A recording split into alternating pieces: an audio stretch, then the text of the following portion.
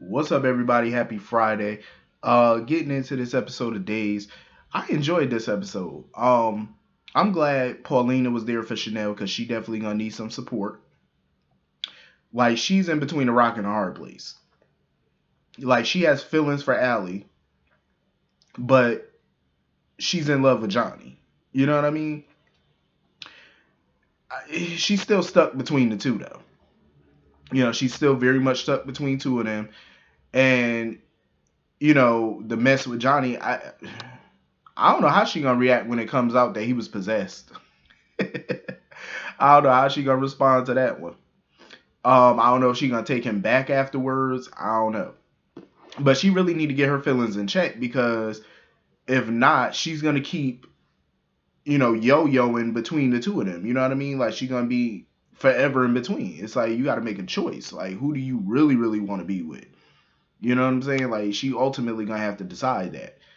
Um, because her being with Johnny and then turn around you sleeping with his sister. I'm like, that's a player move, but you gonna have to choose one at some point and stick to it. Um, she thought that her mother was gonna judge her, say something, and Paulina didn't give a damn. Paulina just wanted to be there for her child. And Paulina already got, the divorce rolling. She was like, listen, I already talked to some attorneys and we gonna clean him out. I don't see how Chanel could get any money out of Johnny. What money does he have? You know what I'm saying? They weren't married that long.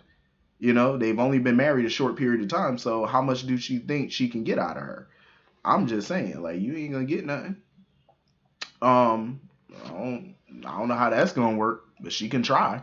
But Chanel was like, she don't want none of his family's money. You know what I'm saying? She don't want no Demira money. That's not what she married him for. And she even admitted that before. She was like, yeah, the old her would have been in it for the money, but the new her, she's not after money. Shit, her mama got money. What she need their money for? Besides, she got the bakery and stuff. She making her own money. She independent. And I ain't mad at that. She ain't marrying nobody for their money. So anyway, moving on from that. Um, Abigail was not playing. She figured that the person under the serum mask was Kristen until she got a phone call from Kristen at the same time. Telling her basically that she was offering her a scoop or whatever, that she had nothing to do with what happened with Philip and Brady and all that nonsense, like she didn't frame Brady or whatever. She was offering her that scoop. And Abigail wasn't buying none of this. She was trying to proclaim her innocence or whatever. Abby didn't care nothing about all that. She wanted to know who was up under that mask. Um, so her and Sarah start fighting or whatever, and she trying to rip that mask up off of her. Until Gwen walks up because she started thinking that if it ain't Kristen under the mask, it got to be Gwen. But the real Gwen actually walked up. So I'm like, hold up. So if that ain't Gwen, that got to be Ava then under that mask. Because I thought she gave the mask to Gwen and tried to tell Gwen, pull it off or whatever, but it really wasn't her. It was Ava. I was like, oh shit. This whole storyline is convoluted as hell, but it's entertaining as hell. Um, Abigail gonna need some more backup because her going up against all three of these women, it ain't gonna work by herself. She gonna need some help. Xander need to get himself up out that liquor. Xander sitting here drinking his sorrows and booze and stuff like that. And, it was kind of funny how Brady came in, trying to be all sympathetic with him, which was shocking. Um, Brady was like, shit, the only way for him to get through pain is just to feel it. Because he doesn't drink anymore. So he was like, I just feel the pain or whatever and talk to people until it makes me feel better to move on. But, Xander was like, shit, I can't do that. He said, I can't do what you do. But my whole thing is, why is Xander drowning himself in booze? Like, shouldn't he be wondering, like, why Sarah came back just to say, oh, I'm leaving tomorrow and don't contact me? That her behavior was odd. Even Maggie noticed it. And even Xander was confused by her behavior. So he should be looking for more answers instead of just getting slouched. You know what I'm saying? Call Abigail. Work on this together. That's what they were supposed to be doing in the first place. So I'm like, call her and find out what's really going on. Because you could tell that wasn't the real Sarah or something's going on with her. You know what I'm saying? He should figure it out instead of drinking himself to death. Um, Speaking of Kristen, she out there acting a holy fool, making moves. Kayla sitting here trying to call Steve, but of course Kristen got Steve's phone and sent her the voicemail. Kristen crazy as hell. That girl do not. pass up an opportunity to wave a gun in somebody's face. So Kayla's sitting here trying to go through the superior mother's desk drawer or whatever, and of course Kristen pops up on her. And basically try to claim that she killed Steve. And at first Kayla wasn't buying it, but then she realized, oh, you really did kill him? Kayla, come on now. You know she did not kill Steve. All she did was probably knock him out. That's the most she did was just knock him unconscious. You know Steve ain't dying. At least not by that.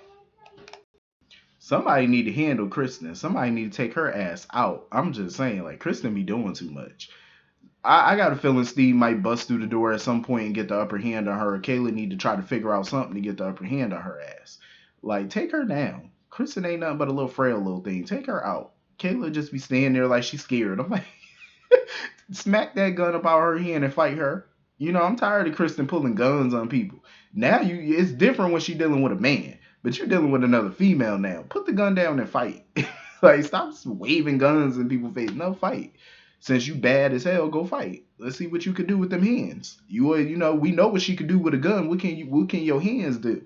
And that's what Kayla need to try to outwit her. Like, try to outsmart her and let her know. Put the gun down and fight me. That's what they need to be doing. Anybody can pull a gun on somebody. That's the easy part. Um. So anyway, moving on from that, Craig done showed up or whatever to go talk to Chloe and Nancy or whatever about this whole alleged affair. Nancy was going off on his ass, and I don't blame her because his behavior definitely looked like he was having an affair. Number one, you got condoms. What you doing with condoms? You've been married to your wife for how long? Y'all don't use condoms. Y'all old as hell anyway. You don't need them. So it's like, what you got these condoms for, sir? What you doing with these rubbers? We inquiring minds.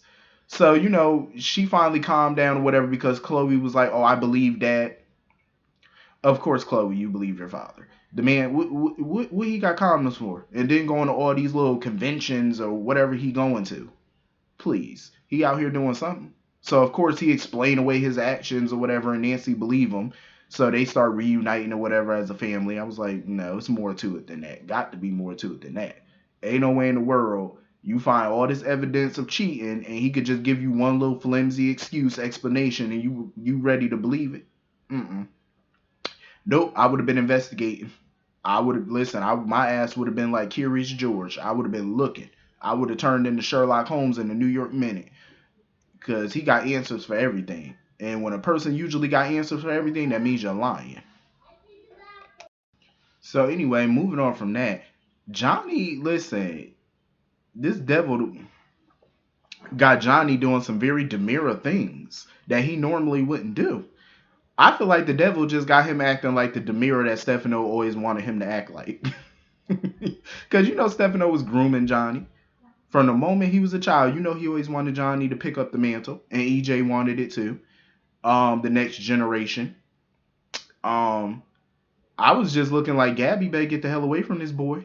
Get away from him. Like he is really like trying to get with her. Like, and she's sitting here talking about, oh, I'm attracted to you, but I'm in love with Jake. Johnny was like that little grease monkey.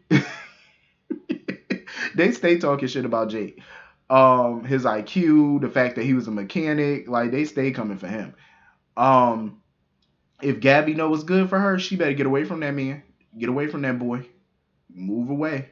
Cause he already forcing himself on her, like kissing her and stuff like that. I'm like, get away from him for he do something more. Go. Forget about the partnership right now and just go. Like, luckily she got out of there when Allie popped up or whatever. And the way he came at Allie was just crazy. Like, he kept taunting her. Like, oh, are you jealous because I got the Gabby before you and stuff like that? Like, he was just going at it with her.